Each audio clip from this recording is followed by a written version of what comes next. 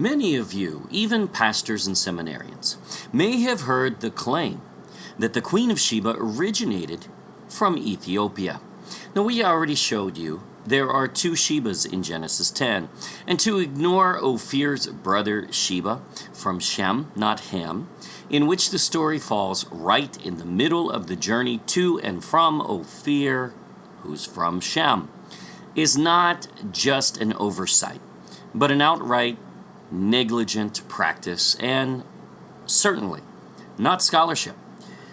It is ridiculous that some, even rabbis, will completely ignore the Sheba brother of Ophir in the very narrative of Ophir.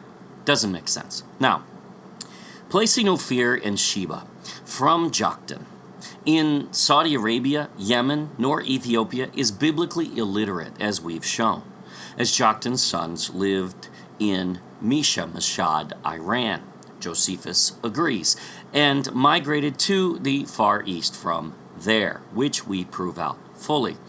And there's no room for either of those territories to make a claim, nor do they have the resources, nor do they fit Solomon's journey, nor the descriptions such as bringing a foreign wood Israel had never seen before, yet they already traded with the Sabaeans and Ethiopians, both recorded from the days of Job, long before Solomon.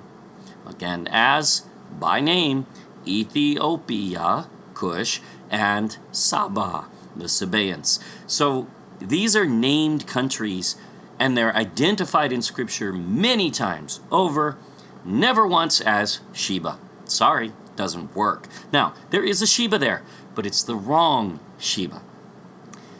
It's not actually a mystery here in the slightest, and Moses knew where they were. And again, if you have not watched the rest of the series, watch before attempting to debate, because we obliterate these claims as options already. Now, it's time to learn the origin of this claim from Ethiopia. And when you learn this, well, warning, you cannot unknow it. Nor can you ever hold a position for Ethiopia and Yemen again based on this occult. Yes, that is the root, occult nonsense. Here we go again. Welcome to 100 Clues. The Philippines is the ancient land of gold known as Ophir in the Bible and history. No, it's no fable, and this has already been proven in full in the God Culture's Solomon's Gold series. At the request of many viewers, we have pulled out 100 compelling clues, really proofs or evidences, from this research in which we will highlight briefs of the most compelling points, and yes, there are over 100. These videos are for those who have not had time to watch Solomon's Gold series. Also great for small groups and even schools, and easy to share to friends and families, especially skeptics. This brief video cannot replace that 50-video series, nor prove the way that it does, but this will be very compelling nonetheless. So go there for full evidence, but now part 40 of our series, 100 Clues. The Philippines is Ophir, one clue at a time. Let's begin right at the root of this claim. Seminaries pick up the story of the Queen of Sheba originating in Ethiopia, or Yemen, or both really, because it is both is the claim, from the Talmud. Now, it was written around 800 AD, which is impertinent to a history from 1000 BC, over 1800 years prior, as it knows nothing of the narrative directly, nor did any rabbi, and the source of the claim is absolutely ludicrous, you'll see. But they go on and they teach it anyway. The Talmud gets its story from here, the Ethiopian Kebra Negast. And brace yourself, because this is one of the most disgusting occult stories on record. According to the Kebra Negast, King Solomon had heard of Sheba, and had been told of her strange features. Oh, what are they? Why, the hairy legs and feet that are cloven like a goat. What? Ooh. Let's be clear.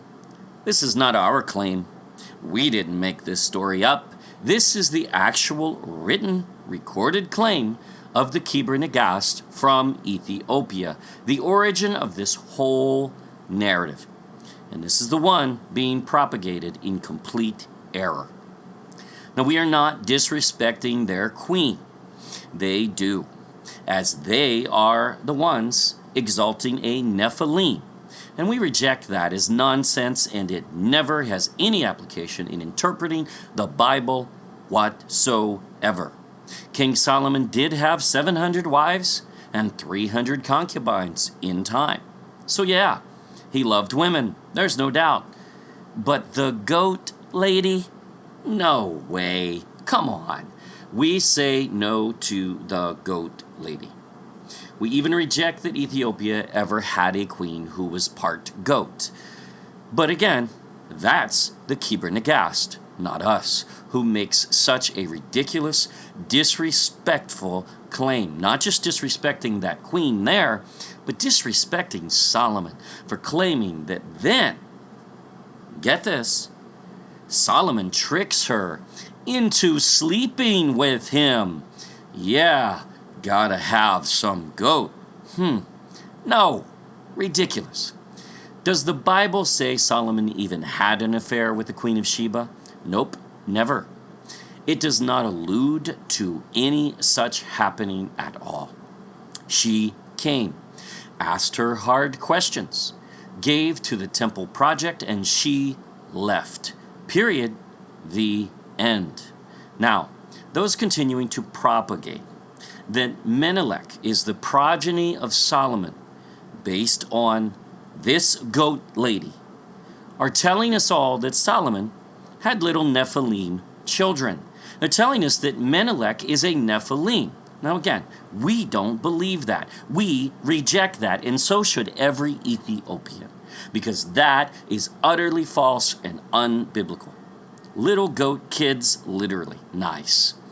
On the journey home, this queen then gives birth to Menelik. Now, the queen did not have 9 months of questions. That's ridiculous. And it is not on record that she stayed that long, but giving and then leaving. But hey, if she was part goat, maybe her gestation period was shorter. Who knows, right? Wrong, she was not, and the whole thing is just occult mixing. This is anti-biblical. No way you can ever do this. And we're talking about bloodlines of Nephilim trying to be mixed into the Bible yet again. They do that all the time, especially in Africa, in Egypt especially. Disgusting. You can never make it work, and it doesn't work here either. Pretty sick. And guess which country is truly behind this lie? Well, it's not completely Ethiopia. No, the ones propagating it in modern times are the British. Yeah, there they are again. Imagine that, trying to mix and confuse in this narrative. The same one who attempted to conceal the location of Ophir, which was very well known all the way up until 1891 or so. So, they have failed, though. They will not conceal this matter. It is now known by too many and being restored in these days. They will use any trick they can to deceive because their leader does not want this nation of Sheba, Philippines, to be restored. Oh no, why? Well, Britain is the very seat of Gog of Magog. See, he's not. His power is not Russia. That is a false narrative. They're just not reading the story. His power, his seat, is Tubal and Meshech, which is Western and Central Europe, according to the Book of Jubilees. This prince demon's power originates in Britain, and the colonial powers, and the Vatican, and Italy, Germany, that whole entire area today we call the EU. Now, it will be Sheba, the brother of Ophir, the real Sheba, Philippines, who will stand against Gog in prophecy according to Ezekiel 38. Wow. This is so blatantly obvious. Gog, the demon, does not want you to rise, Philippines, but he cannot stop you. However, let's be fair here. They conducted archaeology on this to support in recent years, so let's take a look and see if they actually found something, and maybe it has merit here. No, not actually, but let's look anyway. February 2012, British archaeologist, and one must wonder if any relation to the creator of the Schofield Reference Bible, perhaps? The guy who tried to change the Bible.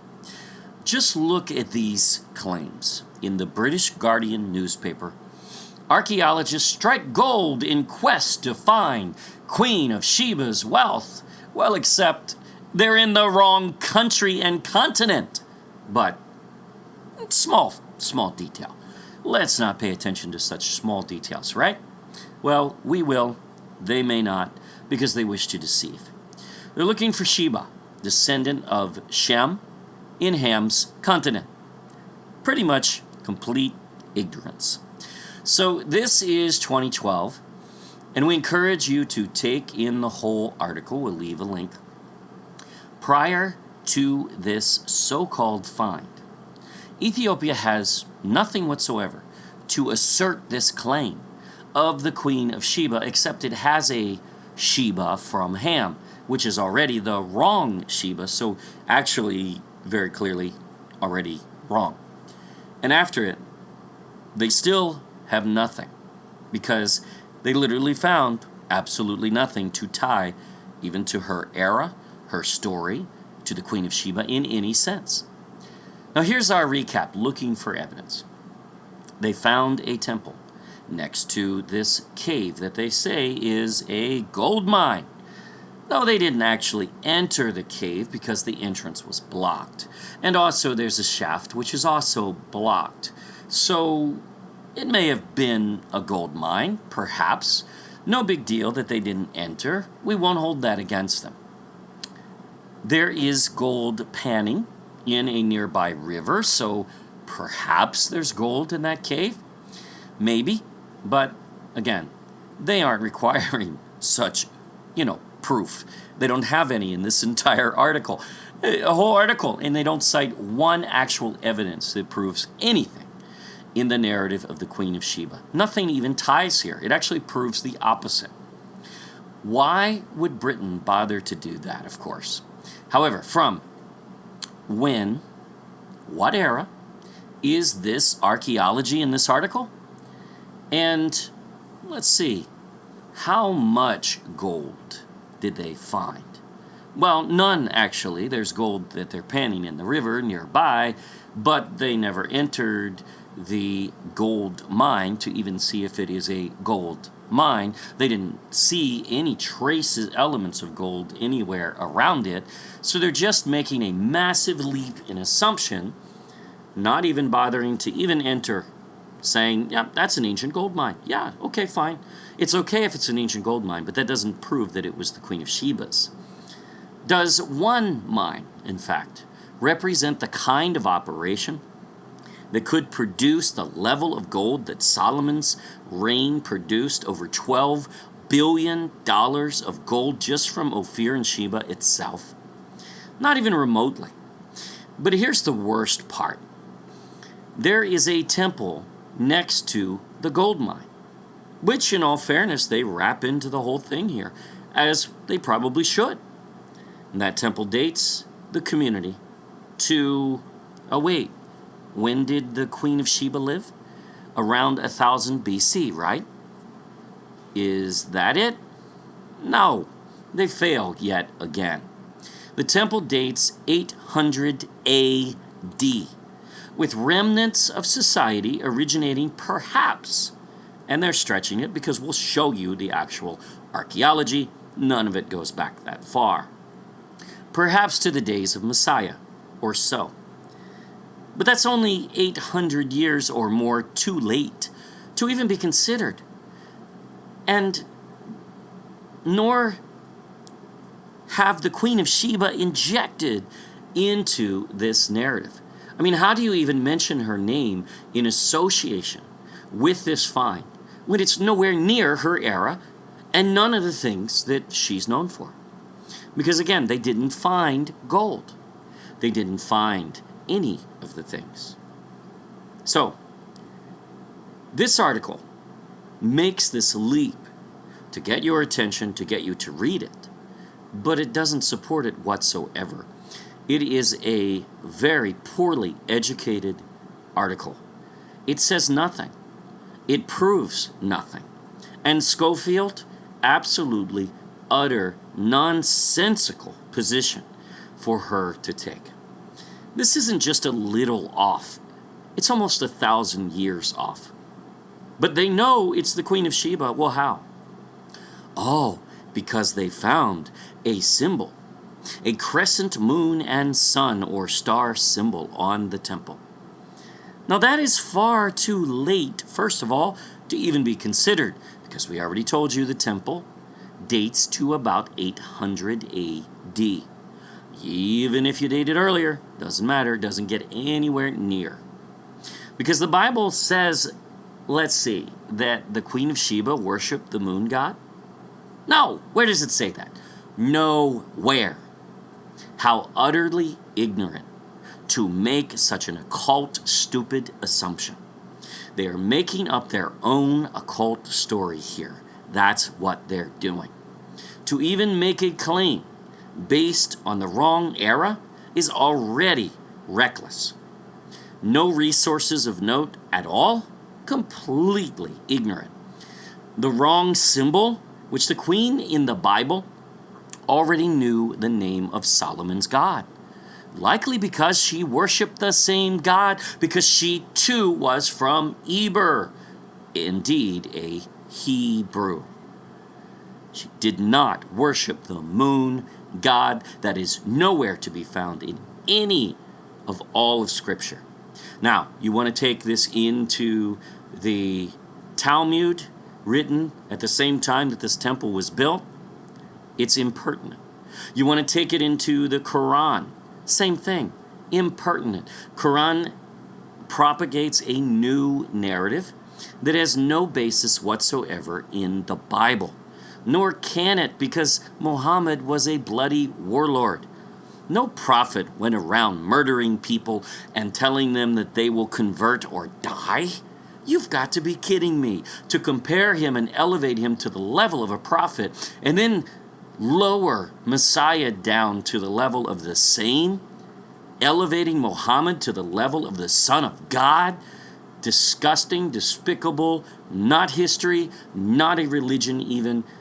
It really, really has no basis in this narrative and nothing to say on the matter of anything that makes any sense. You read it, it says nothing. See, they are injecting their occult nonsense into the narrative yet again, and they've been caught now. You and I both know, and now you know what to do with it. A few years later, here's a sort of follow-up story. Not really, because they never do a follow-up story, because there's nothing to follow up on, because they found nothing. They merely make a claim, and they put it out there so the schools will pick up on it, so that many people will pick up on it, and it will support the notion that Ethiopia is, in fact, the right Sheba, which it cannot be. It's in the wrong continent to start with, nowhere near accurate. Did they go back and actually open the entrance to the cave? Oh, well, they should, right? I mean, wouldn't that be the next logical step? No, still haven't done that. So we still don't even know if it was a gold mine at all. Not that it would matter, because they can't date gold and they can't date rock. Therefore, they would never know what age that was operated in, even if it was a gold mine. Well, when it comes down to it, do they follow up on the initial site at all? No. This is a new story, but we'll share this too, because it also gets to the same assertion. In fact, we can't find one such story in the Guardian at all. They make the claim, and then it disappears. Now, this is the trick of the occult oftentimes. It's witchcraft, really. And it's nonsense, and we've caught them here. Just because someone with an advanced degree tells a lie doesn't make it a truth. It makes it an even bigger lie. This article discusses a gem found in an Ethiopian dig in the time of Rome. Is Rome the time of the Queen of Sheba? No. It's almost 1,000 years later. So does it have anything to do with the Queen of Sheba? No, but they'll inject it anyway. Did the Queen of Sheba live in the Roman period? No. Does it have any pertinence to finding the biblical Queen of Sheba? No. This is a different find, different city, demonstrating that there was a kingdom of Axum. And there was 2,000 years ago, but not 3,000 years ago. And Ethiopians can be proud of that history. And more so, proud that the lost tribes of Israel literally migrate, some of them, into Ethiopia from the southern kingdom, according to Scripture. Now, we prove that in our Lost Tribes series. So Ethiopia has a lot to be proud of. However, the Queen of Sheba is not theirs to claim. And just as they are rightfully outraged when one steals their history, they need to be mindful of the same with this narrative, as the Queen of Sheba did not originate in Ethiopia from Ham, period. It never fits this narrative, which belongs to Shem and the other Sheba, brother of Ophir. It cannot fit. It fails every test, even. In the middle of this article, which has nothing to do with the previous find, they then go and try to link the Queen of Sheba yet again, as if it has any place, or they ever proved anything in the first article in find, which is no find at all when it comes to the Queen of Sheba. This is deception, not archaeology. They're spinning propaganda here. It is a narrative. It is not history at all. There is nothing here, nor should there be, as they are looking in the wrong continent, which we have already proven overwhelmingly. And by the way, all the challengers who have come in over the last 3 years or so, watching Solomon's Gold series, trying to prove it wrong, and not one can prove it wrong. We can unravel this claim in minutes. Britain should get out of the archaeology business, frankly, because they're just deceiving and mixing things up, purposely, obviously. Going around the world and renaming well-known mountains such as Gunung Lidang as Mount Ophir fraudulently in 1801. Sagarmatha, Nepal, the tallest mountain on earth, they rename as Mount Everest, fraudulently and ridiculously. Thousands of years it had that name, and now we're supposed to call it Everest because, well, it should be named after a British dude. Why? Why? The local Nepalese probably already climbed Mount Everest many times before the British ever came. So who exactly do they think they are, that they have the right to rename ancient sites like this, or even nations for that matter? This is leftover colonialism that should have been rejected all along. It's evil. They operate just like the chief demon whom they serve as a nation, knowingly or not. Enough of this Nephilim doctrine and behavior. Let's obliterate this completely now. According to the British Museum, where Schofield used to serve as curator even, these are the Ethiopian items found in archaeology in history by the British. And this really tells all. These range from 200 AD to 800 AD. Oh, wait a minute. When did the Queen of Sheba live? 1000 BC almost. Almost 1,200 years before that. Would not some of this need to lead to the Queen of Sheba? To tie somehow to try to make a claim? To even invoke her name into the narrative at all? Well, yeah, if they were honest. But let's be clear, this is a lie. Here are the items found to the right. And we'll show you more in the next screens. We're going to flip through this pretty quickly. Beginning 275 AD and forward. Not one item, even before BC even. Whether alone 1000 BC, what a joke to link this with the Queen of Sheba. Nonsense. Now we're going to fly through these next screens, but you can pause, read each item if you wish, that's fine. These are all the British documents that they're handing out to students on their tours to the British Museum to show them what was found in Ethiopia. All slides in this video and all of our videos pretty much are sourced, so you can research all of them in our teachings. Ethiopia has a rich history indeed, and it should be proud of its history, but it shouldn't be taking the history from another land. They would not like that if it were happening to them.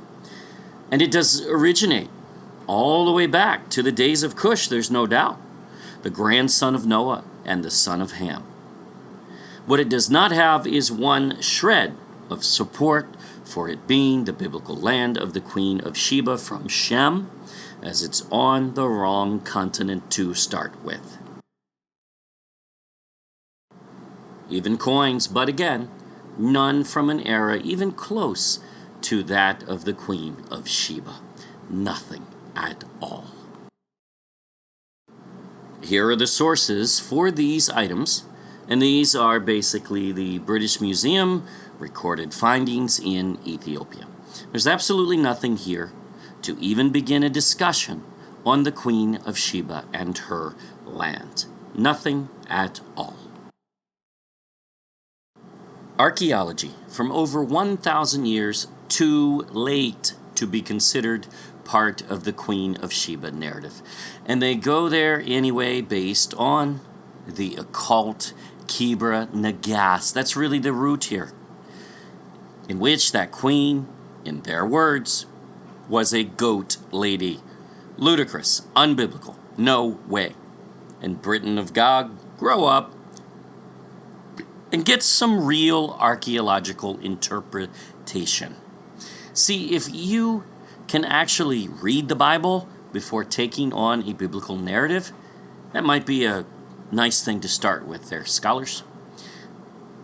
Then maybe, perhaps you might find something for a change. Unfortunately, when we test biblical geography, we find scholars way, way off because they go away from the narrative and they don't stick to the Bible. They don't go back and test it against the Bible.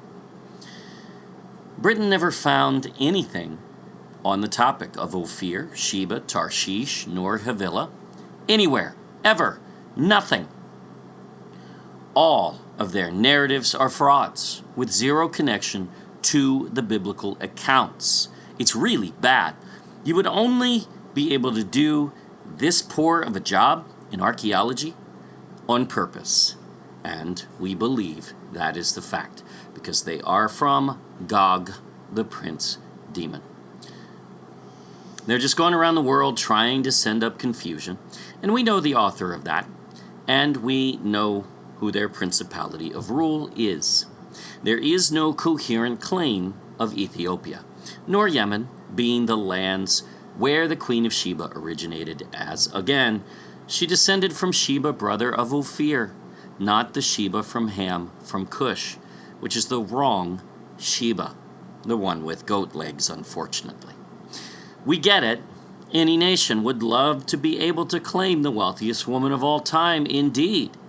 But only one can, and that belongs to the Philippines. And no one can disprove it. We dare them to try. As we keep saying and supporting over and over again, there is no debating the Philippines is the land of gold in all of history. It is time this knowledge be restored. For those about to comment in ignorance, yep, we always get them. We dare you to watch Solomon's Gold series by The God Culture, the original channel, to prove the Philippines is in fact Ophir. Even here, we are breaking these into sound bites and clear points, but watch how all 100 clues tied together in this series will blow you away. Thank you for watching 100 Clues. Please subscribe to our YouTube channel. Don't forget to click the bell and like us on our new Facebook, The God Culture Space Original. If you wish to skip ahead, go to the God Culture YouTube channel and watch our Solomon's Gold series in English and now available in Tagalog. There will be a link on the next screen. We can know this truth and be confident this belongs to the Philippines and no one can disprove it. Until next time.